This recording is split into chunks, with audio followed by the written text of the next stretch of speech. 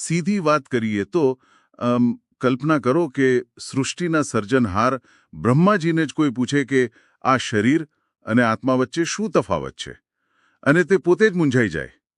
આજના ડીપ ડાઇવમાં સ્વાગત છે. હા, આ બહુ જ રસપ્રદ શરૂઆત છે. આપણે આજે હંસ નિર્વાણ સંપ્રદાયની 25મી અને તેની પ્રાચીન વંશાવળી વિશે વાત કરી રહ્યા છીએ. આપણો મુખ્ય ધ્યેય એ સમજવાનો છે કે આત્માની વ્યાખ્યા શું છે. બરાબર. અને આ સર્વોચ્ચ જ્ઞાન આટલી બધી સદીઓથી કઈ રીતે સચવાયું છે? ચોક્કસ. એટલે આ કોઈ સામાન્ય ઐતિહાસિક નોંધ નથી, પણ સ્ત્રોતોમાં તેને ગુપ્ત ગંગા સાથે સરખાવાય છે. અચ્છા, એટલે પેલી છુપી નદી જે ઇતિહાસમાં અદ્રશ્ય રીતે વહે છે અને સીધી આપણા અંતર્મન સુધી પહોંચે છે, રાઈટ? એકદમ સાચું. અને આ ગુપ્ત ગંગાનો મુખ્ય આધાર છે હંસ.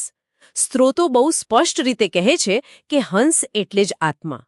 બીજી પરંપરાઓ કદાચ જડ એટલે કે ભૌતિક બાબતોમાં રહી ગઈ.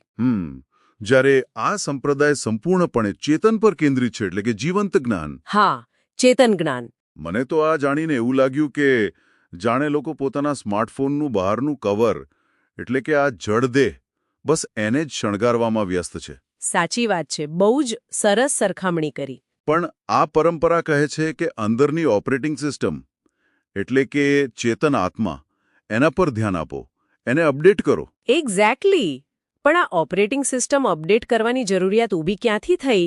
એનો જવાબ શરૂઆતના પહેલા પ્રશ્નોમાં છે. હા, પેલો બ્રહ્માજીવાળો પ્રશ્ન, રાઈટ? હા. સ્ત્રોત જણાવે છે કે જ્યારે સંકાદિક ઋષિઓએ બ્રહ્માજીને દેહ અને આત્માનો ભેદ પૂછ્યો અને બ્રહ્માજી અટવાયા. અરે વાહ, સૃષ્ટિના સર્જનહાર પણ અટવાઈ ગયા. હા, અને ત્યારે સ્વયં વિષ્ણુ ભગવાને હંસ રૂપ ધારણ કર્યો અને સભામાં પ્રગટ થઈને સાચું જ્ઞાન, જેને સતબોધ કહેવાય છે, તે આપ્યું. તો એ સતબોધ ખરેખર હતું શું?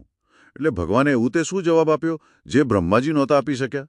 ભગવાને બહુ સચોટ રીતે સમજાવ્યું કે દેહ એ નાશવંત છે, પણ આત્મા નિર્ગુણ અને અમર છે. એટલે પેલું કમળવાળું ઉદાહરણ. બિલકુલ.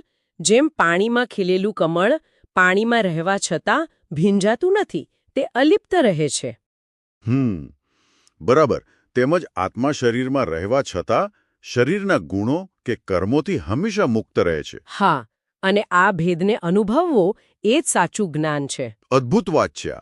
પણ મને એ થાય છે કે આ જ્ઞાન લુપ્ત ન થાય એ માટે આગળ શું વ્યવસ્થા થઈ? એના માટે એક આખી અતૂટ શૃંખલા રચાઈ. ભગવાન હંસ દ્વારા અપાયેલું આ જ્ઞાન પહેલા બ્રહ્માજી અને સંકાદિક ઋષિઓને મળ્યું.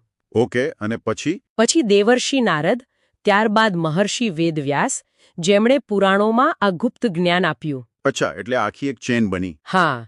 ત્યાંથી આ યાત્રા શુકદેવજી પાસે ગઈ, પછી અષ્ટાવક્ર મુનિ, અને અંતે આ 25મીના કરતા હંસ સાહેબ સુધી પહોંચી. બરાબર. અને આજે આ જ્ઞાનનું વર્તમાન કેન્દ્ર હરિપુરા ટિંબા ખાતે આવેલ પેલો આશ્રમ છે, રાઈટ? ઓમ શ્રી જય હંસ નિર્વાણ આશ્રમ. એકદમ સાચું. ત્યાં આ પરંપરા આજે પણ જીવંત છે. પણ જુઓ, અહીં મને એક મોટો પ્રશ્ન થાય છે. આ આખી વાત પેલી ટેલિફોન ગેમ જેવી ન થઈ ગઈ? Telephone game? કઈ રીતે? એટલે જેમાં એક વ્યક્તિ બીજાના કાનમાં કંઈક કહે અને 7મી 8મી પેઢી સુધી પહોંચતા આખી વાતનો અર્થ જ બદલાઈ જાય. હા, હું સમજી તમારી વાત. તો આટલી બધી પેઢીઓમાંથી પસાર થયા પછી આ ગુપ્ત ગંગાનું મૂળ તત્વ અકબંધ કઈ રીતે રહ્યું? બહુ જ વ્યાજબી પ્રશ્ન છે આ. પણ આ કોઈ ટેલિફોન ગેમ નથી, કારણ કે આ પરંપરા ફક્ત બોલાયેલા શબ્દો કે ગોખણપટ્ટી પર આધારિત નથી. અચ્છા, તો શેના પર આધારિત છે? આ બ્રહ્મજ્ઞાન છે, જે સીધા આત્મસાક્ષાત્કાર પર આધાર રાખે છે. વિચારો કે કોઈ વાનગીની રેસિપી શબ્દોમાં યાદ રાખવાની હોય, તો પેઢી દર પેઢી બદલાઈ જાય. હા, એ તો મીઠાનું મરચું થઈ જાય. બરાબર. પણ જો સાયકલ ચલાવતા શીખવાનું હોય તો એ સંતુલનનો અનુભવ કોઈ ક્યારેય નથી ભૂલતું. ઓહ વાહ, આ સાયકલવાળું ઉદાહરણ એકદમ સચોટ છે. હા, શુકદેવજીએ અને અષ્ટાવક્ર જેવા મુનિઓએ આ સત્યનો માત્ર પાઠ નહોતો કર્યો, તેમણે તેનો આંતરિક સંતુલન જાતે અનુભવ્યું હતું. તો આપણે જોયું કે કેવી રીતે ભગવાનના હંસ અવતારથી શરૂ થયેલી આ ગુપ્ત ગંગા એટલે કે આ સ્માર્ટફોનનું અલ્ટિમેટ સોફ્ટવેર અપડેટ હરિપુરા ટિંબાના આશ્રમ સુધી પહોંચ્યું છે. સાચી વાત છે. આજના ભૌતિકવાદી સમયમાં આ ડીપ ડાઇવ આપણને બહુ જ મોટી વાત શીખવે છે. બિલકુલ, કે સાચું સુખ અને મોક્ષ ક્યાંય બહાર નથી, પણ પોતાની અંદર રહેલા ચેતન આત્માને ઓળખવામાં છે. અને સ્ત્રોતમાં એક બહુ જ સુંદર વાત લખી છે કે અનજ્ઞાનના દાનથી કોઈનો પણ ઉદ્ધાર થઈ શકે છે. જે આપણને આજના અંતિમ વિચાર તરફ લઈ જાય છે.